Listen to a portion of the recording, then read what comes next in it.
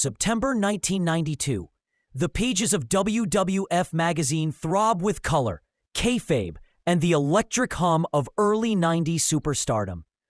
The cover shouts of SummerSlam, Bret Hart, the British Bulldog, the Ultimate Warrior, Randy Savage, and a rising undercurrent of new names like Tatanka, Razor Ramon, and Nailz.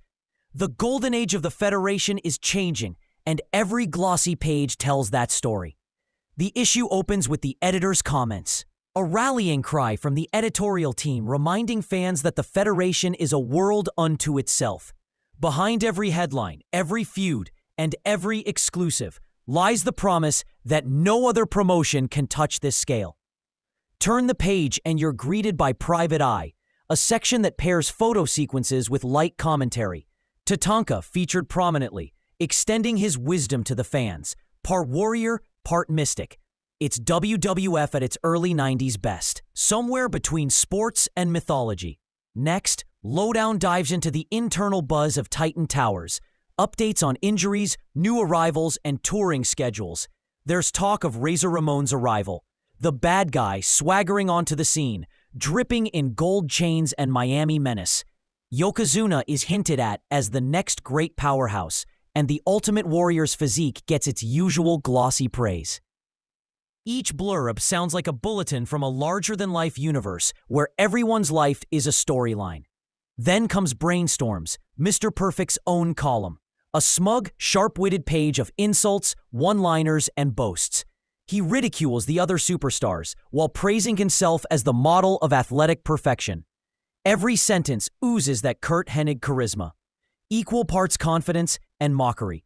The writing reads like his promos, articulate, sarcastic, always one step ahead. Newsbreakers follows with its signature red and yellow splash design, covering late-breaking developments from the house shows and television tapings. The WWF Magazine editors lean fully into kayfabe here. A mysterious presence stalks The Undertaker. The Mountie vows revenge on Bossman, and the natural disasters are unstoppable. Beneath the hyperbole, it captures a real moment, the Federation in transition, bridging the old guard and a new generation. The feature stories begin with a blaze. Shango speaks of spells and sorcery. It's an interview with Papa Shango, the voodoo priest whose black magic terrified early 90s audiences. He speaks of curses, of warriors without souls, of power drawn from the other side. In pure WWF Magazine style, the editors play it straight. No irony, no wink to reality. The smoke, skulls, and occult graphics make it one of the era's strangest and most iconic spreads. Then the action shifts to the proud hero of the moment. Tatanka triumphs in Battle Royal. The magazine captures his undefeated streak, his victory in a wild 18-man Battle Royal, and his vow to honor his heritage. It's presented as both reportage and myth-making. Tatanka's feathers, his dances, and his vow to defend the Great Spirit's legacy. The photos show him tossing out the likes of Repo Man, Mountie, and Berserker. Proof, the editors say, that the power of belief conquers all.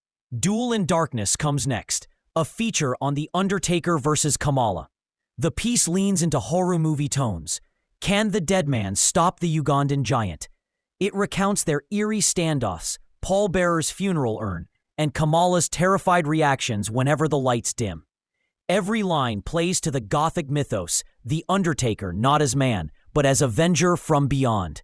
The natural disasters storm toward the Beverly Brothers serves as a power versus pageantry story. Earthquake and typhoon, massive and unrelenting, ready to flatten the pompous Beverly duo. The piece highlights their recent tag title reign, emphasizing friendship and raw strength over arrogance. But the real emotional core of the issue is Bret versus the Bulldog, a family feud. The story previews the SummerSlam 92 main event from Wembley Stadium. Brother-in-law versus brother-in-law. It's not written as a rivalry of hate, but of heart. Bret Hart is described as the stoic champion, proud but pressured. Davey Boy Smith as the British hero with his nation's hopes on his shoulders. The editors note that both men share respect. but that the Hitman's excellence meets Bulldog's power in a collision destined to define the Intercontinental title forever. Following that is Nailz. WWF Magazine probes his past. Written like an investigative report, it presents the ex-convict storyline as chillingly real. His hatred of the big boss man, his time behind bars, and the mysterious scars he carries. The photos are raw. Nailz' snarling face, his orange prison jumpsuit, his chain-wrapped fists. It's classic early 90s WWF melodrama. Dark, campy, and compelling. The departments break up the features with their signature rhythm. Personality profile spotlights Razor Ramon, the bad guy dripping machismo, photographed under moody lighting, golden tooth glinting. The editors describe him as a man who makes enemies wherever he goes and doesn't care. Viewpoint sees Ric Flair take over the page with braggadocio, styling and profiling through a monologue about why he remains the real world champion. He taunts Savage, sneers at Perfect, and calls himself the only man who can outclass himself. WWF Trivia offers fans a chance to test their loyalty. Which tag team first captured the WWF Tag Team titles in 1987? What city hosted WrestleMania 4?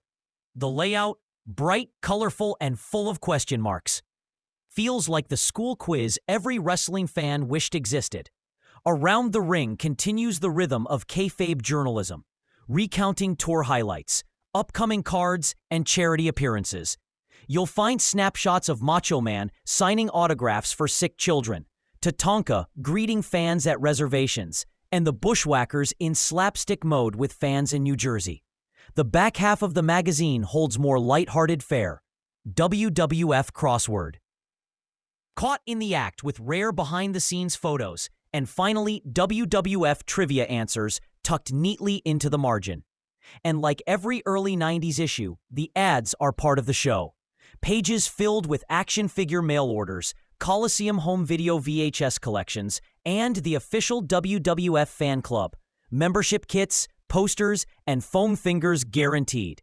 There's even a full-page plug for SummerSlam 92, live from Wembley Stadium, with dramatic artwork of Warrior and Savage. The Federation selling grandeur through ink and paper. By the time you reach the last page, it's clear. This issue of WWF Magazine captures a company in transition. The Hogan era has faded, the new generation is ascending, and the pages echo a balance of grit, spectacle, and heart. Papa Shango's curses, Tatanka's triumph, the Undertaker's shadows, and at the center, Bret Hart and the British Bulldog, two family men preparing to define history under the bright lights of Wembley. This is From the Pages.